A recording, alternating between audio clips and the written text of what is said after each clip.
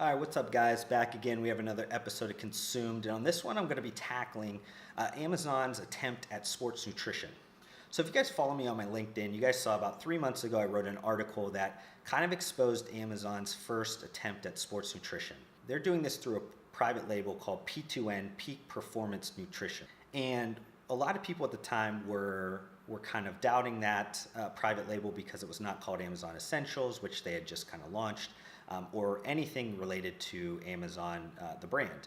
But if you guys want to kind of follow what went through my mind and everything during that time and why I kind of came out with that information, I'll make sure I link that article below. I also did a video with Price Plow on their YouTube, went into some of the discussions that were happening around that time. And when I kind of wrote that article and posted the video, I had a lot of comments on kind of all the social media posts from industry people kind of talking about how this was kind of the start of the end of sports nutrition on Amazon and how, you know, we should no longer sell on Amazon. And there was just a lot of just kind of comments that to me seemed the sky was falling. And I tried to temper a lot of that through my responses to the comments just because I thought, you know, one, we needed to kind of wait and see how things went, but two, with any kind of move, good brands understand counter moves that are both defensive and offensive to make sure that they win in every situation. So now that we're about 3 months out, I thought I'd take a look at how those brands have been doing and just give you guys a little bit of an update so we can have a further discussion. To look at the performance of P2N, we actually have to take a look at Trident Brands' quarterly results. So I'm looking at their 2018 quarter 2 results. And why I'm looking at Trident Brands quarterly is they are actually the intellectual property holder and manufacturer of this product line. I think this is where most people got a little bit lost because they don't have an extensive experience with just Amazon's private label business and how they have multiple LLCs that own kind of multiple intellectual properties and partnerships with market leaders and a lot of different backdoor type of deals that make their platform have a lot of different varieties of different product categories that they have deemed extremely profitable. Trident Brands is a holding company that owns multiple different LLCs. One of those LLCs owns the intellectual property for this P2N private label.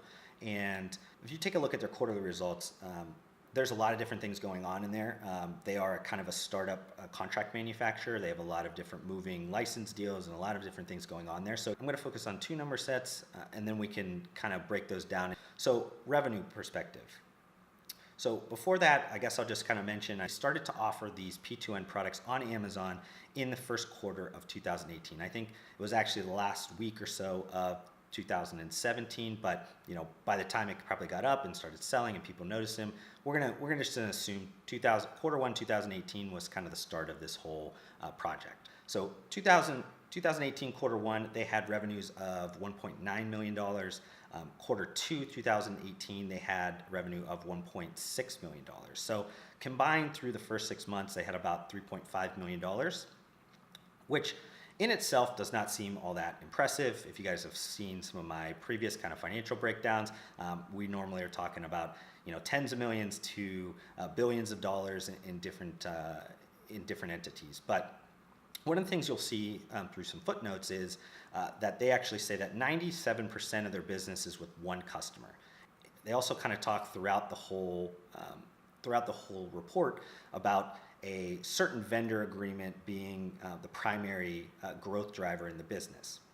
Because before that, they basically didn't really have any revenue. They were kind of just starting up their contract manufacturing and brand business. So there was really no revenue that was coming into this Trident brand company.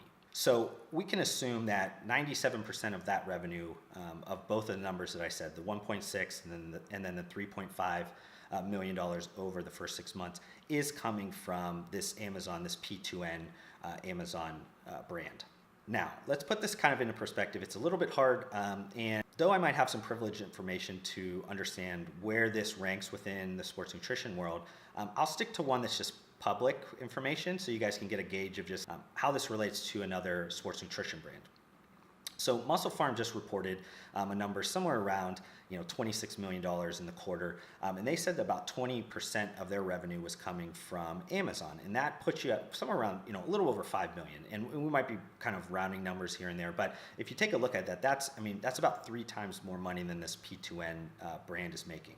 So why that's important is that this private label that Amazon is kind of putting out there, it has all of the information, obviously, from a platform perspective. It can rank itself organically in search. It can buy up popular or trending certain like paid marketing. It could do a bunch of different things. And obviously, I don't know how Amazon breaks out their private label relationships and how they might have a team that's within a team or whatever. But I'd imagine that they have full access to a lot of different metrics that most brands don't. So you would think to yourself that this brand is going to outsell pretty much anything that's out there.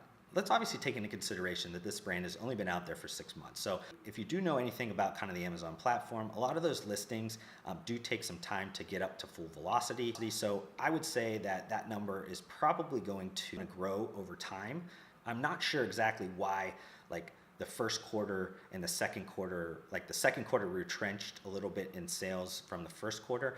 There are some seasonality effects in sports nutrition just with kind of New Year's resolutionists, but what I've noticed is most of the time, whatever you have at your kind of your quarter one, most popular brands usually build off the first quarter and have a small gain into their second quarter, unless there's some major product launch or something that's going on that makes that growth number either go up or something adverse that makes that number go down. So kind of to circle back to the sky is falling comments, obviously we can see here that this brand, though maybe was shocking at this time, really didn't have the effect on the consumer that maybe a lot of people thought. And I'm not saying like over time that this could have a bigger effect, but right now the numbers speak differently than what I saw from scared industry people. I take a look at P2N's merchandising rankings probably once or twice a month. And what I've noticed is a lot of them are not ranking very high in the categories that they're in.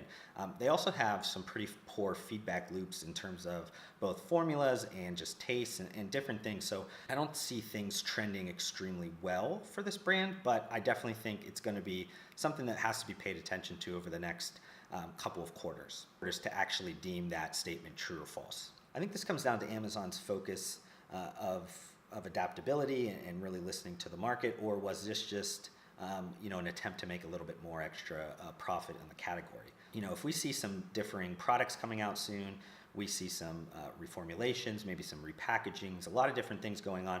I think at that point we understand that Amazon is heavily investing in the category.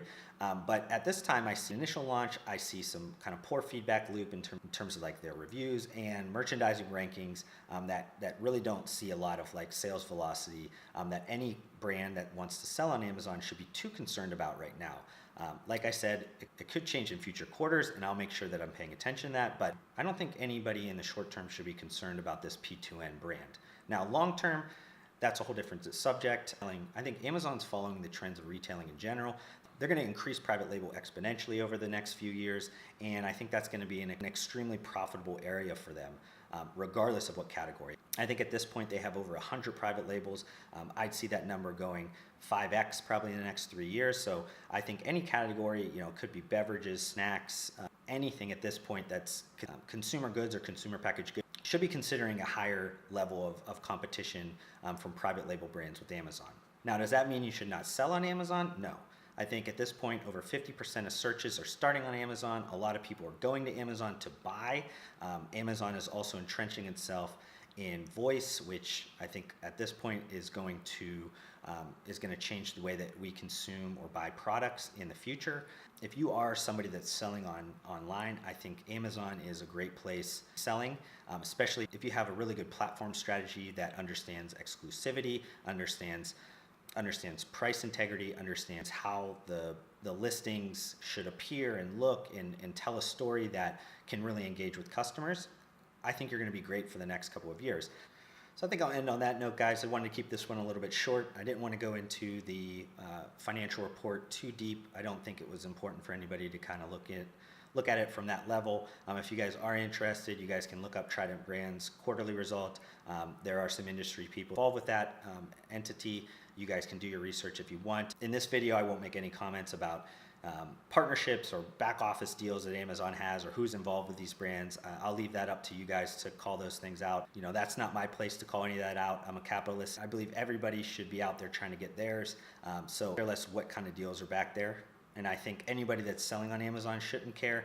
I think if you're looking at other people too much, you end up losing track of yourself. So just focus on yourself. Make sure you guys have proper strategies in place to effectively win on Amazon if you are selling on Amazon. And if you are not selling on Amazon, you better have a pretty good alternative strategy. I don't think there's too many brands that are out there that are doing that well without Amazon. I can point at least one or two, but I'll leave those people to comment on this video. But I'm going to end up this video here. If you guys got this far, make sure you guys give this a like.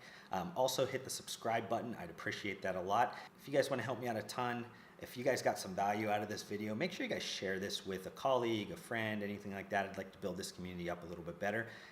But want to thank you guys again, and I'll see you guys on the next one.